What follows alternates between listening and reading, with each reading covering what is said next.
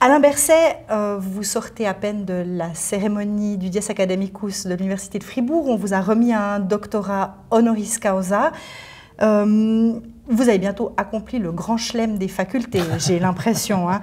Vous avez une licence en sciences politiques de la faculté des lettres et des sciences humaines de l'université de Neuchâtel, puis après un doctorat en sciences économiques de cette même université, et aujourd'hui ce doctorat honoris causa, mais qui vient de la faculté des sciences et de médecine. D'abord, mes félicitations. Merci beaucoup, très très honoré. Quel est votre sentiment à l'issue de cette cérémonie? Ça vous fait quoi de passer un peu d'un... Écoutez, d'abord j'ai eu un sentiment de très grande gratitude et c'était à la fois une surprise et un très grand honneur de recevoir une telle distinction, et je mesure ce que ça signifie, hein, d'une faculté de sciences et de médecine. Première réaction, c'est de dire, mais pourquoi? Enfin, quel est le point? Et puis ensuite, quand on voit l'argumentation, les éléments qui sont portés, on se dit oui, c'est vrai. On a beaucoup travaillé ensemble, entre politique et sciences, pendant le Covid. Et donc, non, un grand sentiment de gratitude. Et je suis très, très honoré de cette reconnaissance. Cette épidémie de Covid, vous venez de l'évoquer, hein, ça a été un véritable révélateur de cette nécessité de travailler entre sciences et politique, et puis aussi d'avoir une approche interdisciplinaire. En même temps, une personne, même le président de la Confédération, ne peut pas tout savoir. Comment on fait pour avoir toutes les cartes en main? D'abord, on n'a jamais toutes les cartes en main. Et c'est précisément ce qui définit une crise. Si on avait toutes les cartes en main, il n'y aurait pas de crise. On serait capable de gérer ça au mieux, de prédire un peu ce qui est en train de se produire, de bien s'organiser. Ce ne serait pas une crise. Donc, ce qui définir une crise, c'est quand même, disons, une forme d'urgence, de manque d'informations et de choses qui se produisent qu'on ne comprend pas, ou que partiellement. Et c'est là, précisément, qu'ensuite, on doit se dire, mais comment est-ce qu'on fait pour quand même améliorer notre niveau de connaissance? Et c'est là qu'on regroupe l'ensemble des voix qui ont quelque chose à dire sur un sujet. Ça a commencé tout de suite, hein, sous l'influence des médias, mais au début, c'était chaotique. C'était cacophonique, ça allait dans tous les sens.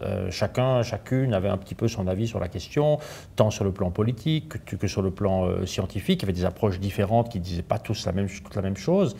Et il a fallu coordonner tout ça pour chercher des possibles points de convergence. Bien sûr, avec toujours beaucoup de place au doute, beaucoup de place à l'incertitude, mais d'essayer de voir se dégager des lignes. Et c'est ce qu'on a fait avec la création de la Science Task Force.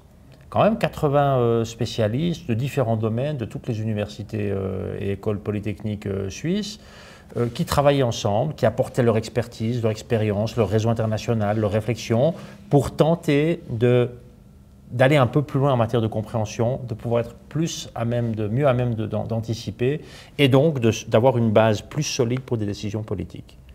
Voilà, c'est ce qu'on essaie de faire, en fait, c'est de rassembler de manière aussi coordonnée que possible toutes les forces vives, pour essayer ensemble, parce que seul on n'y arrive pas, de comprendre les choses. J'ai jamais eu la prétention de vouloir comprendre ce que faisaient les virologues, les immunologues, de comprendre les détails de leur travail. J'ai lu un papier scientifique sur la définition du taux de reproduction dans les épidémies. J'ai lu la méthode scientifique, j'ai à peu près rien compris dans le déroulé, mais j'ai compris la conclusion et à quoi ça pouvait servir. Et après, une question de confiance. Je savais qu'ils faisaient du bon travail et le résultat nous était utile. C'est un peu comme ça qu'on a travaillé, en faisant en sorte que chacun travaille à son meilleur niveau et qu'on fasse converger ensuite ces informations. Vous avez utilisé un mot que je trouve super intéressant, c'est celui de confiance. On ne peut pas tout savoir, il faut avoir confiance en l'autre spécialiste. Maintenant qu'on est sorti de cette crise-là, en tout cas, peut-être d'autres se profilent, comment on fait pour pérenniser? Qu'est-ce qu'on fait pour tirer des leçons de ce moment-là? Alors, différentes choses. D'abord, sur le plan de la relation entre politique et science, il faudrait essayer de pérenniser cela aussi hors situation de crise. Il faudrait réussir à le faire et à progresser, à être meilleurs ensemble, y compris quand il n'y a pas une crise qui nous oblige à le faire. Et là, on a quand même beaucoup d'outils qui permettent de faire ça. On a par exemple les programmes nationaux de recherche, hein, où la politique dit « ce domaine-là, c'est intéressant, il nous manque des infos, on lance un grand programme ». Et après, on s'attend à ce que des chercheuses et chercheurs viennent faire des propositions et on aura plus d'informations à la fin. Ça, c'est un élément, ça prend du temps, mais c'est très intéressant.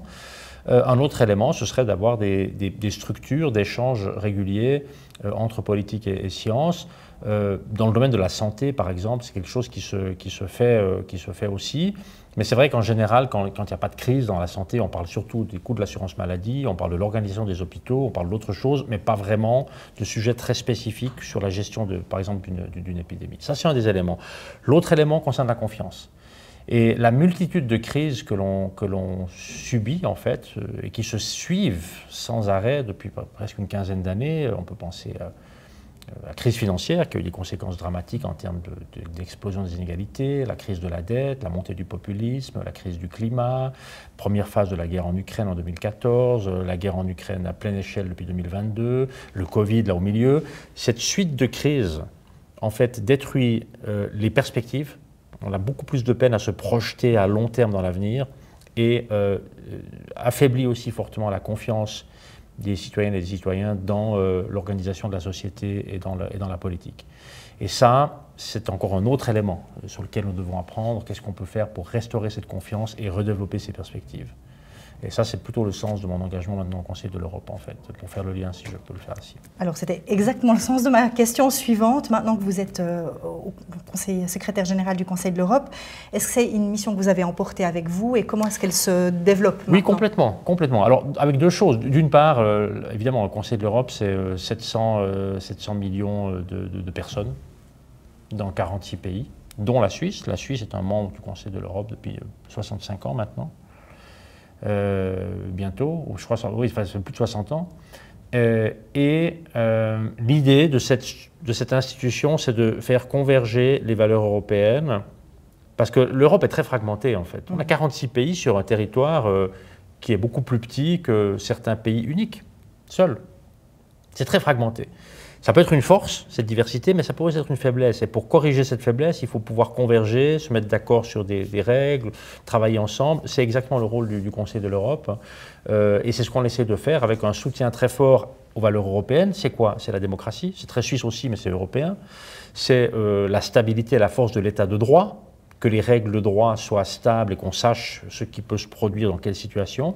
Et une défense qui soit le plus élevée possible pour les droits humains. Les droits des individus, en fait. C'est ça le but. Et donc, ce sont des valeurs qui sont très suisses et très européennes, mais qui sont en recul un peu partout. Donc oui, moi, j'ai pris l'expérience que j'ai réalisée en Suisse, j'ai pris tout ce que j'ai pu apprendre ici, j'ai pris aussi toute cette bienveillance dont j'ai pu alors faire l'objet globalement. Alors, il n'y a pas eu que de la bienveillance, mais il y a eu beaucoup de bienveillance, beaucoup de soutien. Je le sens encore aujourd'hui ici, hein, d'ailleurs, c'est très fort. Et d'essayer de transformer ça en énergie positive pour ces valeurs, et surtout, pas juste pour les valeurs, mais pourquoi au fond?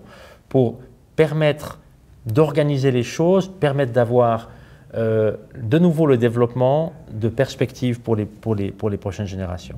C'est ce qui manque aujourd'hui. L'intelligence artificielle, on a l'impression que l'on ne sait pas ce qui se passera dans 2 ans. Vous ne pouvez pas faire de projet. Il faut qu'on ait un objectif clair à 20, 25, 30 ans, et ensuite qu'on prenne des mesures à court terme pour aller dans cette direction.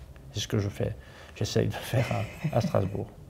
Alain Berset, merci beaucoup. On va vous rendre à toute cette chaleur et cette bienveillance de la suite de cette journée festive. Merci d'être là. Merci. Et encore une fois, très honoré d'être désormais aussi lié de cette manière aussi directe à l'Université de Fribourg. Merci.